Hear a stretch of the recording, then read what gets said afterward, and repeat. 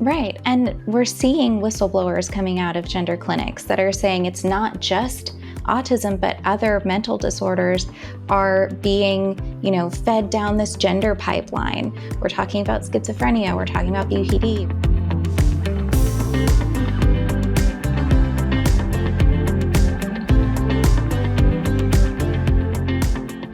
Hey, Joyful Warriors. Welcome to the Joyful Warrior podcast. Today, we are going to chat with one of the founders and contributors of the Paradox Institute, Cynthia Breheny. And Cynthia and another gentleman that she works with, Zachary Elliott, created the Paradox Institute in 2020. And it's an independent science education group focused on helping people learn about the biology of sex and the difference between males and females. And they say from cleanly illustrated animated videos to long form essays, we provide digestible, scientific content on the most fundamental and controversial research in the biology of sex differences. And so moms and dads and anybody listening to the podcast, if you've been listening, we have tackled this issue before. As many of you know, in America's public schools around the country, gender ideology is being taught. This idea of gender ideology, many parents are saying, wait a second, well, we've never even heard of this before. Why is this being introduced to our children? Why certainly is this being introduced to our youngest children? And many of you may know with Moms for Liberty, we're headed to Montgomery County, Maryland this week to be able to go and have a town hall there to kind of highlight the fact that in Montgomery County, you can't opt your children out of some of this instruction. So this means that you've got kindergarten kids who are going to be reading books about gender ideology that tells them that they may have been born in the wrong body, which we know is absolute false nonsense, or that they could be something other than a boy or a girl, that maybe they could be a boy and a girl, or neither, or maybe, as you and I know, listeners, I joke, but it's really not funny, maybe a tree today. And I can't think of anything more destabilizing than telling a very young child that something that seems to be fact to them, that their parents have supported since they were born, is maybe not real. And not something that their parents were maybe wrong about what sex they were born, or the doctor that their parents trust was wrong about what sex they were born. And so I'm really excited to have Cynthia join us today to run us through a few of the different things the Paradox Institute is working on. So Cynthia, welcome to the Joyful Warrior podcast. Why don't you tell us a little bit about yourself and why you were drawn to do this work? Okay. Thank you, Tiffany. So I'm an artist by trade, but what drew me into this whole discourse in the first place was because of my own issues with gender dysphoria and what I was seeing online with, trans women are real women and things like that. And I was like, that's not true. Like, they don't really believe that, do they? And just getting into it and hoping that maybe if people just, heard about people who didn't transition like me, who had gender dysphoria, like maybe that would change some minds. And maybe if people just had some discourse and opened up and were honest with each other and logical, that they would see that this was all kind of nonsense. And no, I realize people are very ideological right now about that. So then my goal was just to educate as much as possible. And so I started working with Zach on a pamphlet project to debunk the myths of gender-affirming care recently. And we also did the Self Cloud to combat the gender-bred person and things like that. So we can talk about that more. Yeah, wonderful. We continue to believe, and we talk to a lot of moms and dads around the country, and once they're given accurate information about this idea of gender ideology or gender dysphoria, and they're told what the real long-term harms are of gender-affirming care, as it is called, this idea of a social transition, that schools are transitioning kids in school behind the backs of parents, the idea that you can somehow change your sex, which we know is an impossibility, and then the horrible harms of puberty blockers, which stunt the development, the natural development of a child, and then cross-sex hormones, which really leave children and young adults sterile in many cases, and the surgeries and the medical transition, and how that, again, lifelong medical patients, that when parents hear the truth about these types of steps that are being taken or being supported by different medical associations, they stop for a second and they say, wait, That doesn't sound so great. But Cynthia, a lot of parents are being told that if they don't let their child go through gender transition, then they may take their own life. And so I'm Mm-hmm. so glad that you guys have put these resources together, because I think really empowering parents is so key. So I'm going to share my screen now, and I want to share this. You have a lot of information on your website. I'm going to go to the homepage first. Okay. And we will share that. Let's see if we can bring this up here. There we go. So this is a beautiful logo. I really like the pink and the green. No, I really do. I think it's really interesting and it really draws your eye. I think all of the information that you're sharing actually is really great information. And we may actually embed one of the videos in the podcast. So Cynthia, I'm going to Mm-hmm. navigate now to the gender affirming care pamphlet. And so I'm going to click on this menu here, and it's going Mm-hmm. to give me some options. So I'm going to go first to print to find the gender Mm-hmm. affirming. Okay, great. And so parents, if Yes. you're watching this, you can go to print, and you can see they have the Paradox Press, and there are some different resources here. And we're just going to go down to the pamphlets, and there we have the myths of gender affirming care. So we're going to click on that and take a look at what this is. So you say you have 20,000 professional prints to distribute. So if you're listening and you want Yes. to get some copies of this to be able to share in your local community, reach out to the paradoxinstitute.com, and there's an email contact there. You can contact them. We're going to view this pamphlet together. And what you say is sex difference research illuminated. So before we start, there's a QR code here. Cynthia, tell me, what is that QR code for? So the QR code will take you to the page on the website, and it's on every physical pamphlet. So when it takes you there, you can see the pamphlet page along with all of the cited sources that back up all of the claims in the pamphlet. And that goes to the desistance rates, the effects of puberty blockers, the Tavistock clinic, all of that stuff is listed in the Okay. citations. So why don't you run us through the pamphlet a little bit if you could? I'd love for you just to kind of walk us through some of the information here. So for listeners who may not be able to see the screen. So as you can see, it says there that, what gender dysphoria is basically just a condition where a person feels incongruence with their biological sex. And you can see here at the bottom, it talks about the comorbidities that come with it, that a lot of times, right now anyway, seem to be mistaken for gender dysphoria or reasons that you have gender dysphoria. It's very odd that they're doing this, but eating disorders can be a factor, anxiety disorders, autism spectrum, childhood trauma. The statistics on childhood trauma are pretty alarming. Yeah, so that gets covered, which a lot of people don't talk about. We see this, glitter family and the trans child and everything, but we don't talk about these other underlying potential causes or any distress otherwise that the child might be experiencing or anything that could be driving these feelings.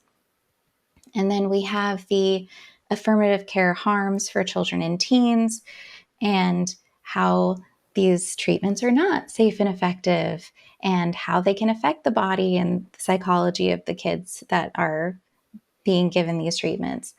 And then on the right, we can see the rates for kids who are transitioning and have gender dysphoria going up, and how a few countries have already shut down pediatric transition.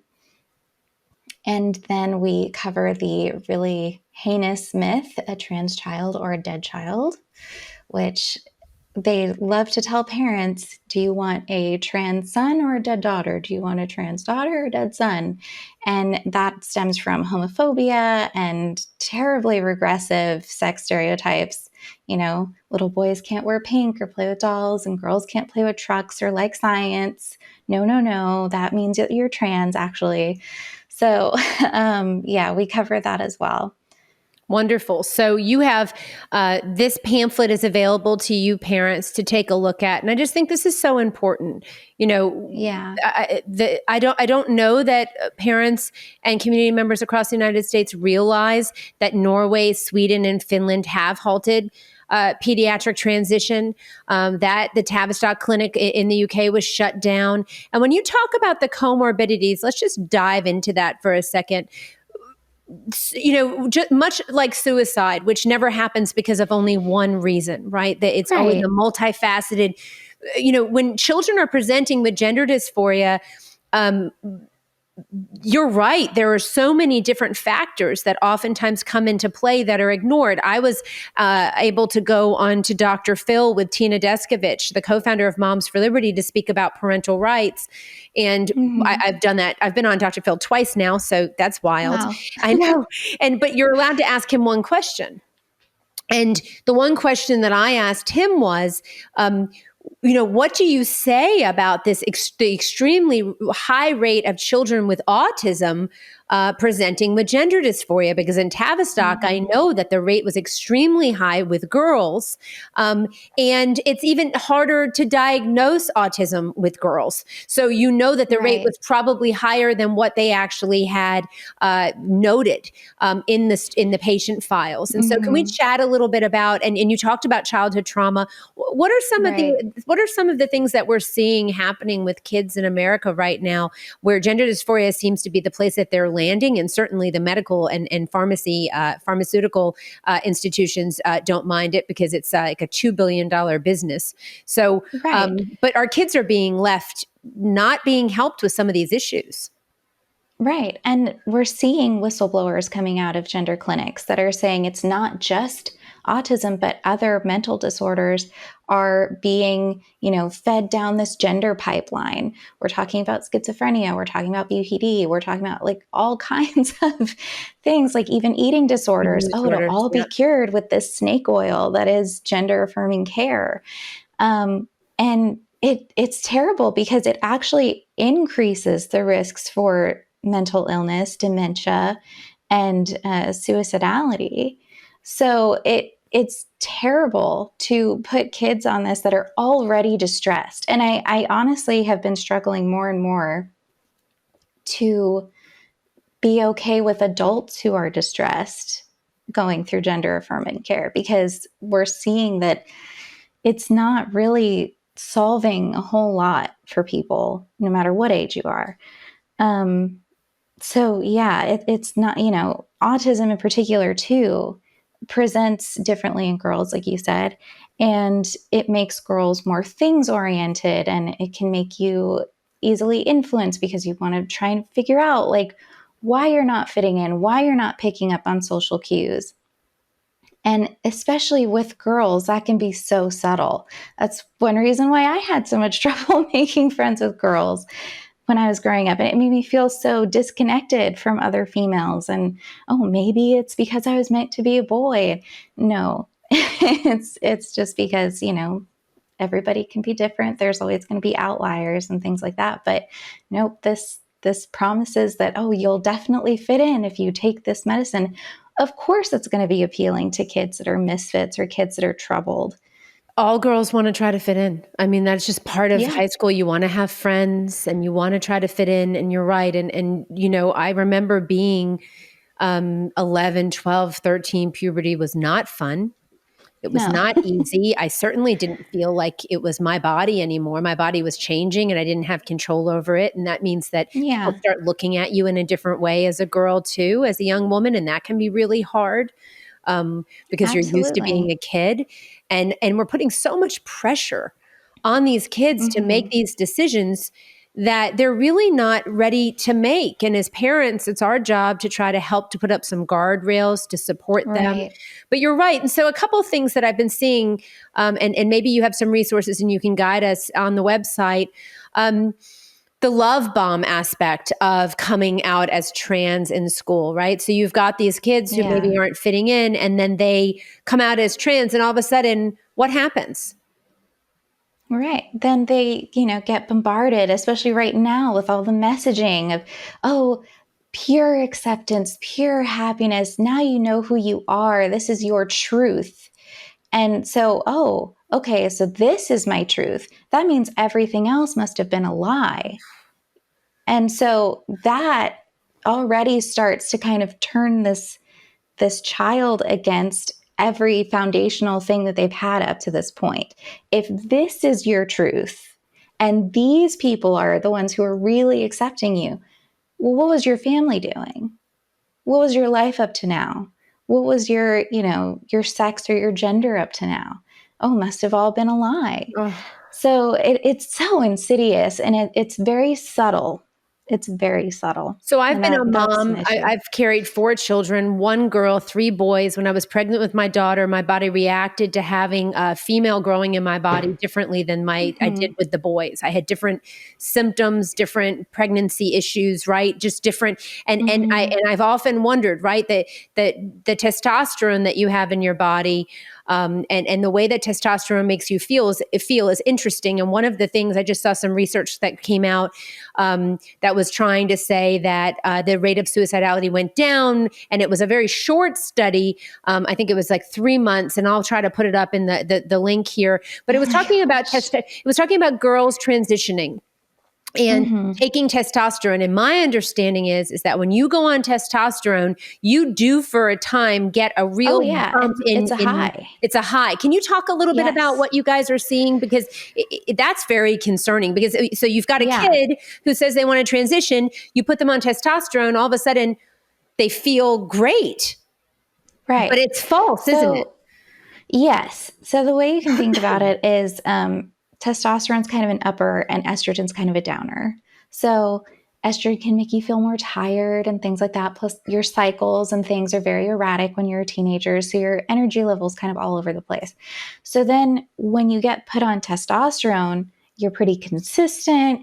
You feel super energized. Your blood actually your blood cells are affected, your red blood cell count.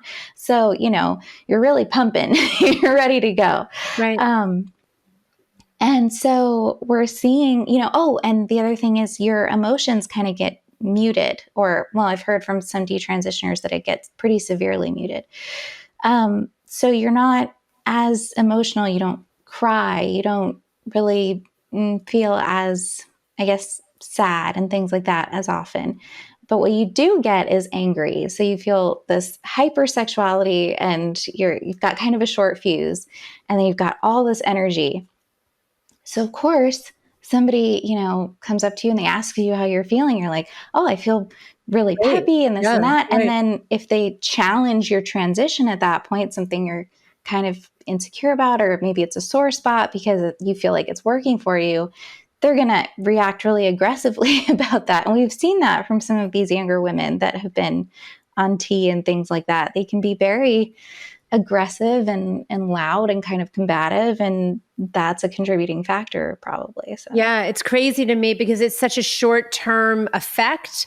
The long-term mm-hmm. effects of testosterone on women are not Oh good, yeah. but that short-term bump gives this false sense of success or of value to this idea of the therapy, and it's very, very concerning. And so, for anyone that's listening Right. now that's saying, "Well, what is it that you guys want?" We want talk therapy. We want kids to Yes. wait and watch and to discuss the things that they're dealing with. And so one of the concerns has been, Cynthia, that this information is being introduced at a very young age in Yeah. school.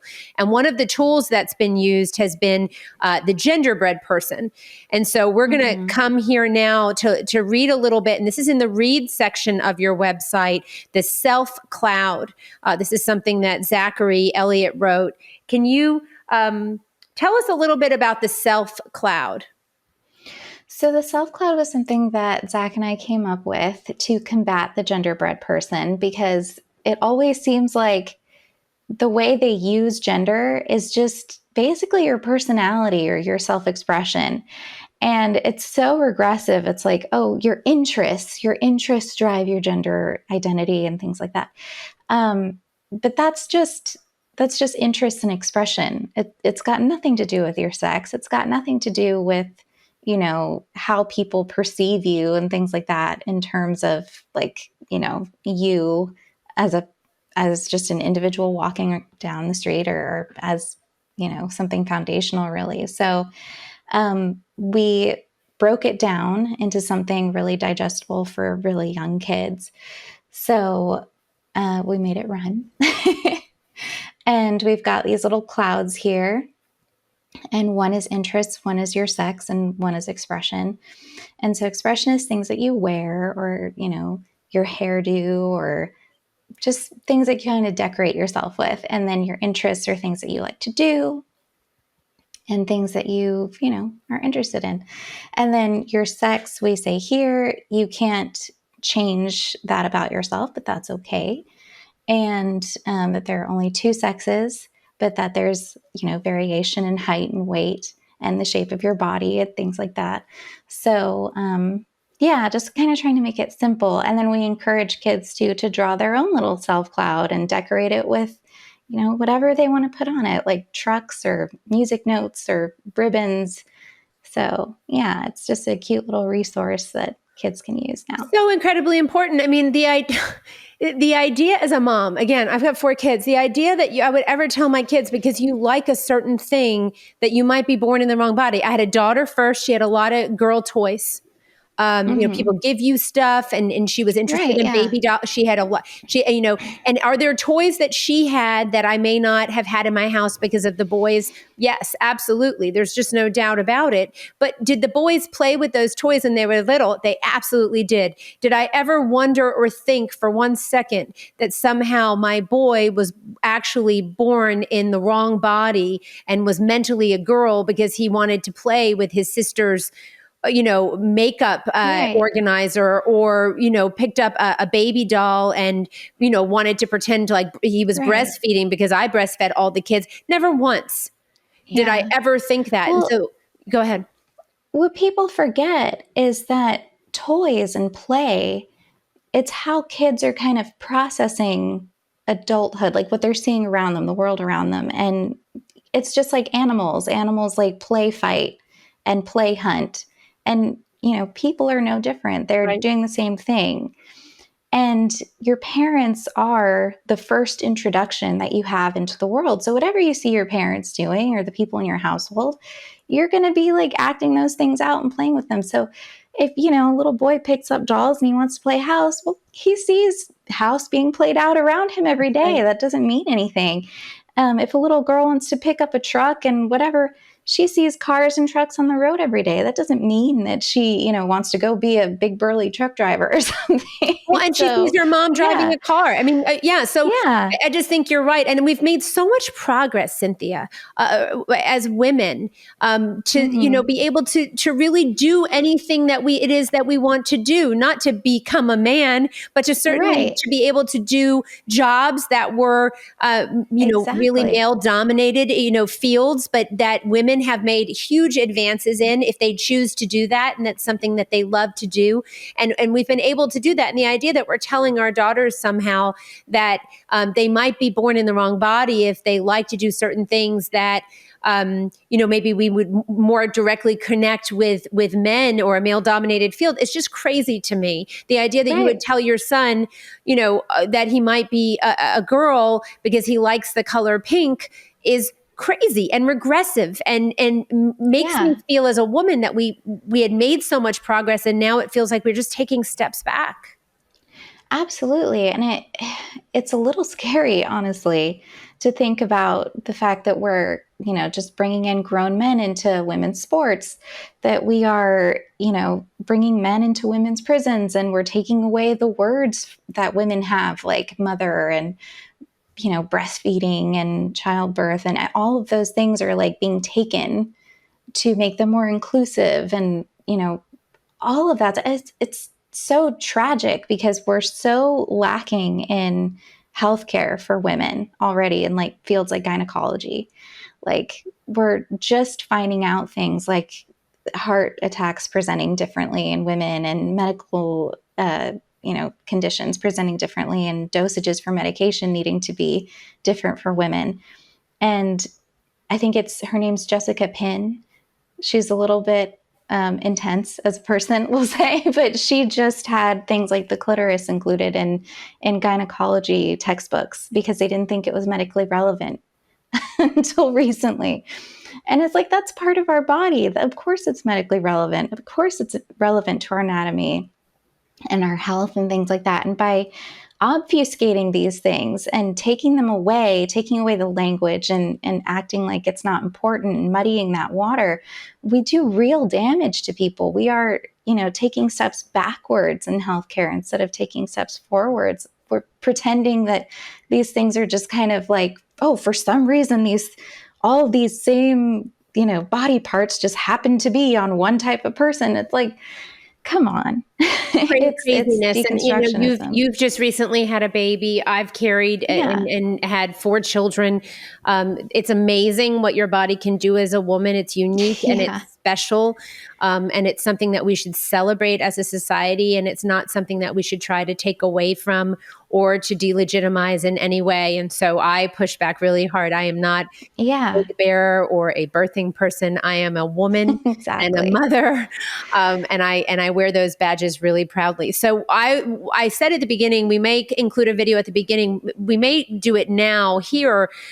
You've got some amazing videos on sex differences, and they are so clear and concise. And again, I like that the pink and the green. I like how it becomes very easy for people to see. It's very digestible information. So if people were coming to this part of your website, you say in illustrated animated videos, we explore topics in the biology of sex while countering the denial of biology in the mainstream culture.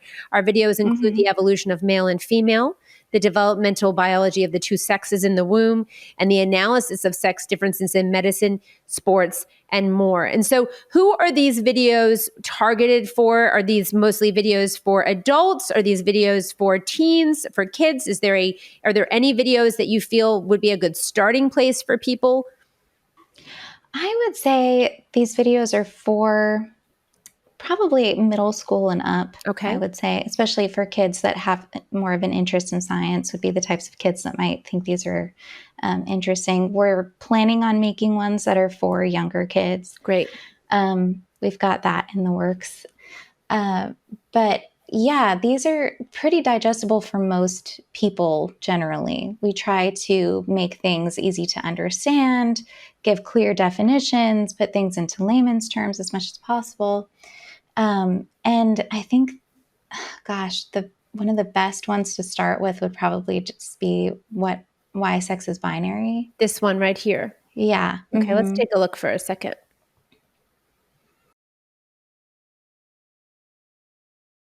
A binary is a system composed of 2 parts, a duality, a pair. In developmental biology, sex is binary. Here's why.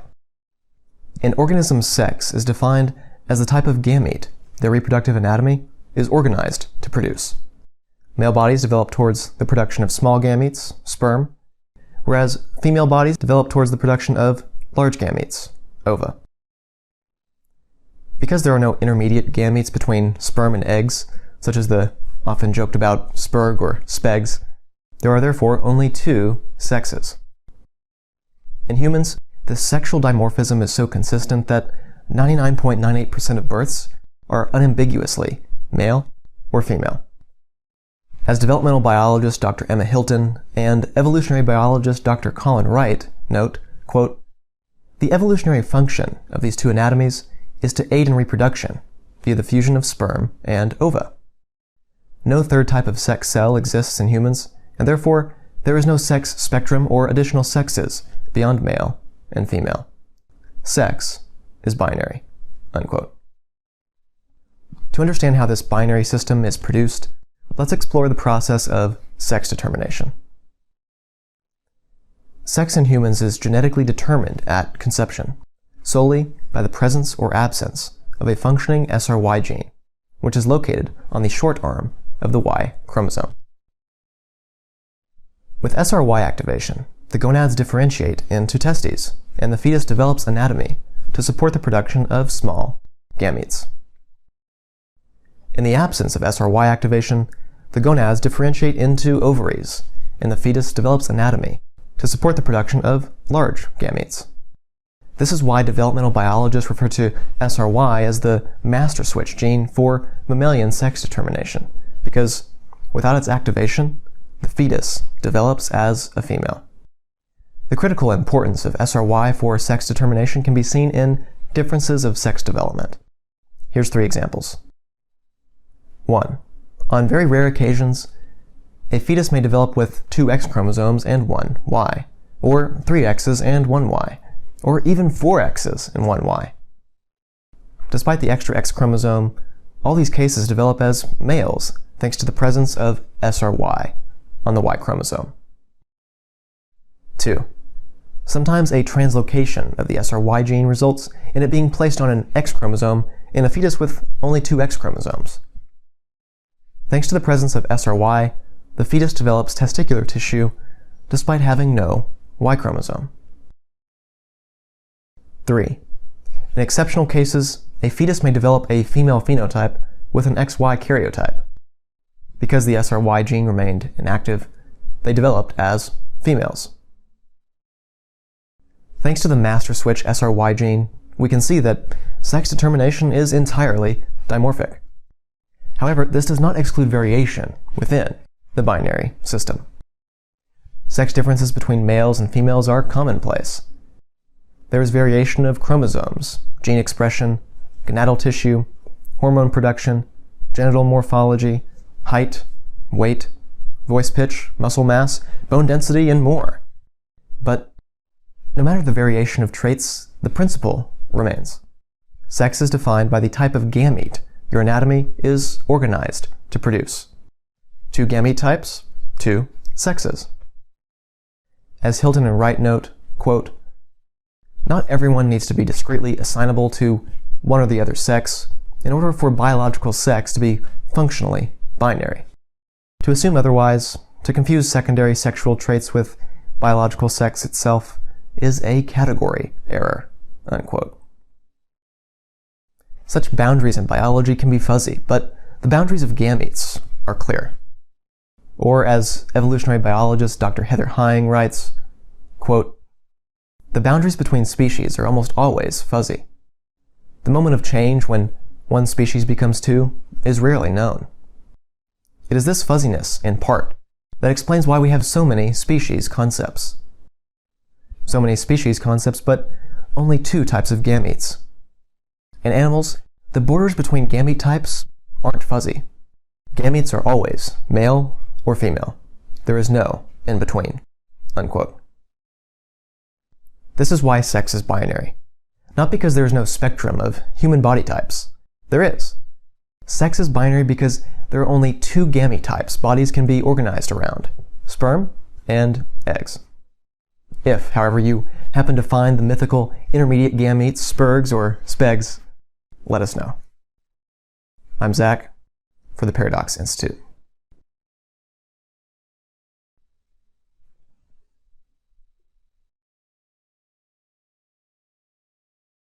So, Cynthia, that's an amazing video. So clear, so direct. Really like how Zach presents the information in a very non-emotional way, just very factual. I also see that you have some different syndromes here. There are different things that happen in the development of human beings that Right. we hear sometimes that, it's not, that people want to make an argument that, there are different things that happen in human development and growth, and that there are exceptions. It's a very small percentage of people that have different syndromes or that would qualify as intersex. But I see you dive in here a little bit. Can you talk about that? So people will bring this up in 2 ways. The first is to use these edge cases, these fringe medical conditions as, oh, well, C-sex isn't binary because we have these different chromosomes. And what they're doing is equating chromosomes with sexes, which they are not. Your sex is determined by the genes within the chromosomes. You can think about chromosomes as a container, and the genes within them are kind of the ingredients. And so sometimes those genes can get translocated and things like that, or shut off. And because your sex is an antagonistic system, you can only ever develop as male or female. So whichever one it ends up going down, whichever pathway your sex develops.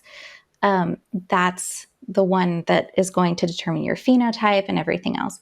And it's going to change your body.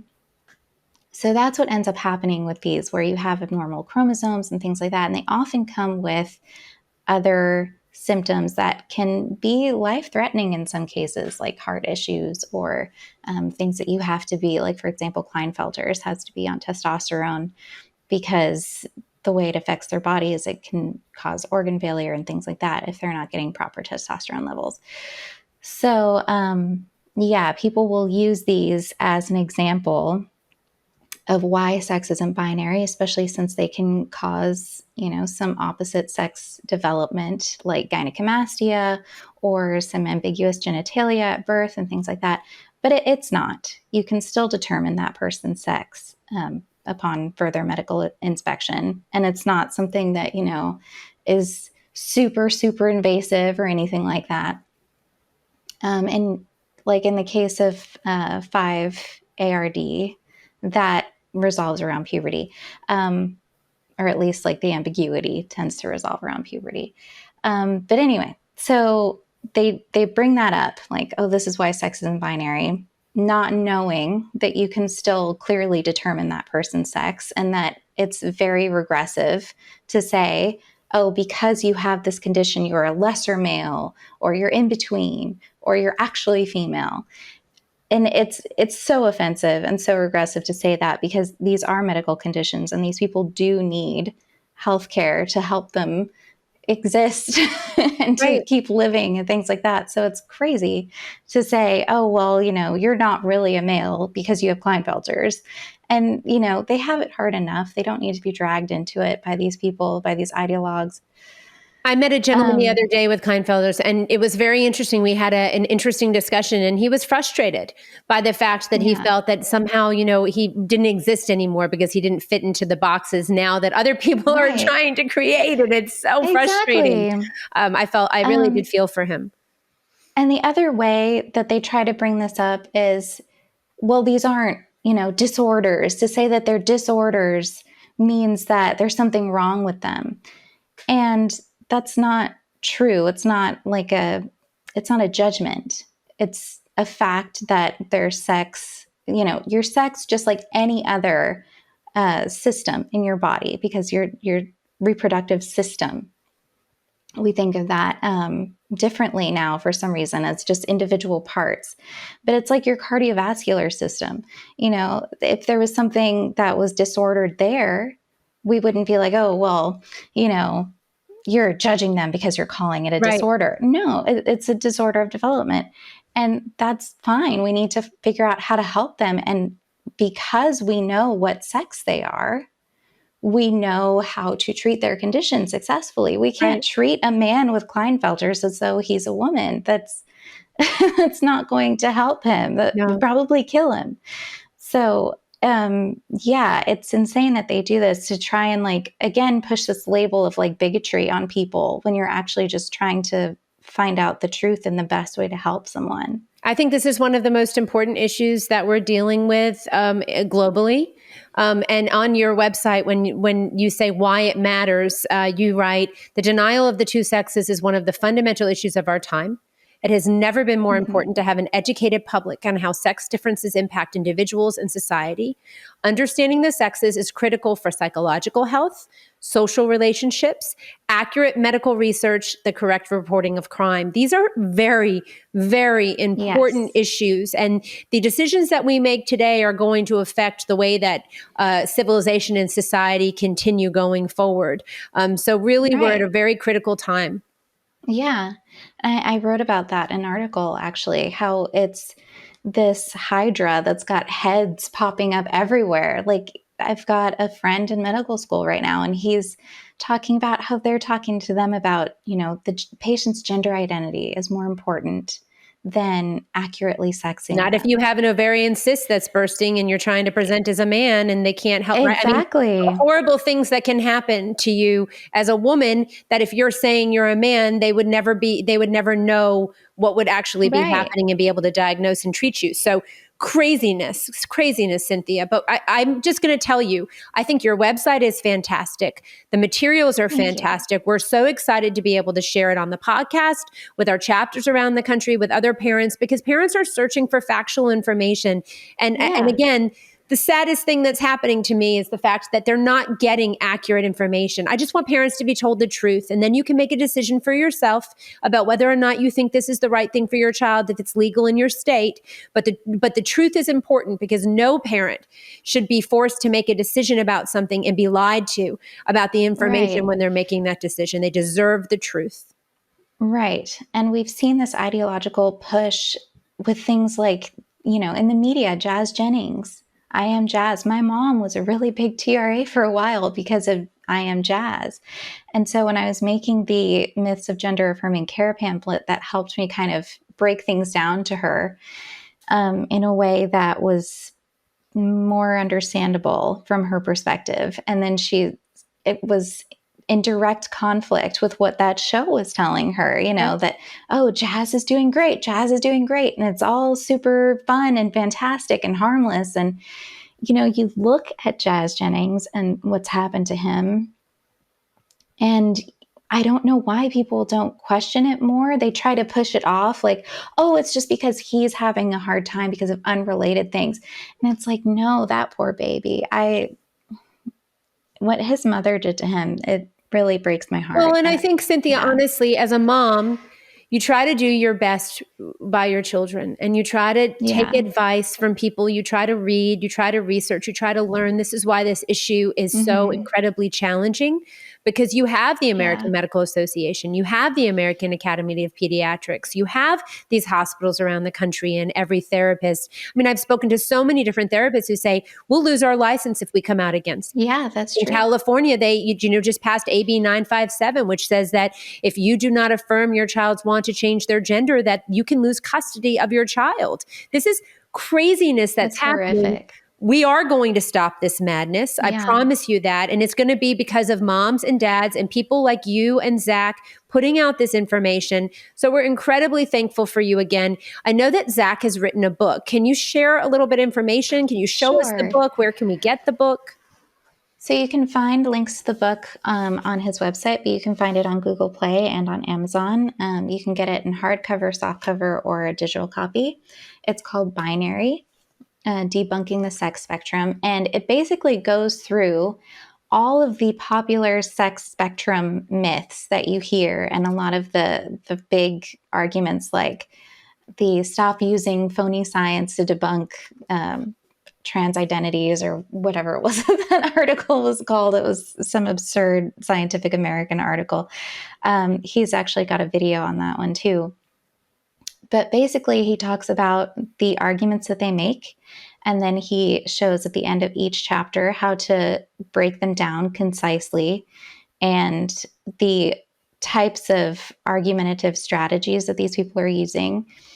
And it's to help educate people on what they're doing, this manipulation of information, and how to combat it in a really easy way, because it can be overwhelming. They throw so many words at you and make you feel stupid. And they try to trap you within a political party on this issue, which is it's ridiculous. This is not a political issue. I don't care if you're a Democrat, if you're a Republican, an independent. This is not a political issue. Again, every parent deserves to have factual information, unbiased information. Buy the book. Go to the paradoxinstitute.com, paradoxinstitute.com. Check out the information that they have there. Request the pamphlets if you want to pass them out. You can print things from there. You can donate to Cynthia and Zach to support the work that they're doing, because it's so incredibly important to have independent groups doing this type of work, sharing this information, so that we can get information into the hands of parents and community members. And again, the tide is turning on this issue, Cynthia, and it's because of people like you and Zach and Colin Wright and Jay Richards and Chris Elston and Miriam Grossman and all of these people that are speaking out and standing up and fighting back. And if anyone wants to write an article or anything like that and submit it to us for publication, we've been accepting articles. So please feel free to do that if you've got anything that you want to get out there. Wonderful. Thank you so much for that. And again, go donate, support. The tide is turning on this issue, and it's only a matter of time and a question as to how many children are affected before we're able to stop this madness in the United States. And you listen to Chloe Cole and other detransitioners that tell their stories, and they're incredibly brave. Support them if you can. And, they're traveling around speaking and testifying on bills and different committees and speaking before boards of medicine and really sharing that it's not all rainbows, that there's a dark side to this, and that the idea that any child is born in the wrong body is just nonsense. And as moms and dads, we know this in our hearts and in our minds. And so my last message to parents is trust yourself. If you're struggling with this issue, if your child is struggling with this issue, trust that you as the parent have the tools and the knowledge to guide them through this. You need to parent gender dysphoria like you would parent any other mental distress that your child is going through, with love and acceptance, but also discipline and a firm guiding hand. They need that from you. So go to the Paradox Institute if you have questions, concerns. If your child's in middle school or high school, watch some videos with them if they have questions about these issues that are coming up in their lives. And Cynthia, we look forward to having you back on when you do some of the videos for the younger kids. Unfortunately, the truth is that kids are being introduced to this at very young ages, and parents are looking for ways to combat this information. So the Self Cloud is great. We appreciate that. We'll be sharing it, and we appreciate you. So thank you for joining us today. Thank you for having me, Tiffany.